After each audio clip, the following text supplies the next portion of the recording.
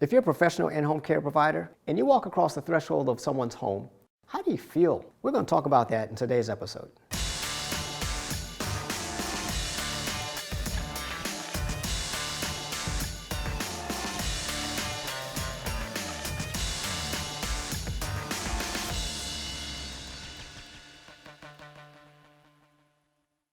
So what does the psychological impact mean when you're recovering from a procedure in your home? First of all, you're in your own home, which is fine, but now you need someone who's not a family member, in some cases, to come into your home to provide care for you. Now, this is going to be somewhat of a stress, even though the person is there to provide care for you. It's going to be a stress on their part and also a stress on your part because you're both on territory that's not totally your own, so to speak. As a caregiver, when you go into a person's home, you have a psychological dimension that has to take in consideration the condition of the person that you're caring for and your ability to give adequate care to a person who is ailing, a person who's in distress, a person who is sick, a person who is trying to recover. And there's a certain amount of stress that is associated with that, which oftentimes makes it difficult for you to disconnect from your work. In order for a caregiver to give adequate care, they have to at some point be able to disconnect from their work psychologically. If the home that you're working in is experiencing all types of stress and you are actually experiencing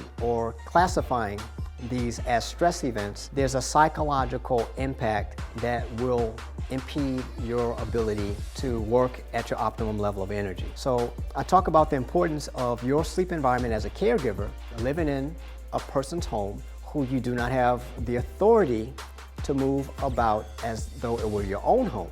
You're going to have to get some help to address the issue. These issues are not brought to the forefront in a way that gets addressed. Sometimes they're swept under the rug, such as maybe it's a home and there's a water damage. They've got a leaky basement or a leaky faucet in the basement, and now they have a situation where there's mold, and this now becomes a stress event for you, and it's a psychological problem for you because you know that there's a potential that you could become ill in that environment. So there may be odors, there may be remnants of spillage. This is not what you're paid to do, this is not what you're hired to do, but if you're in that environment, you are now subject to the odors that accumulated in that chair. And from a psychological perspective, this is something that will take your focus away from caring for your client to self-care.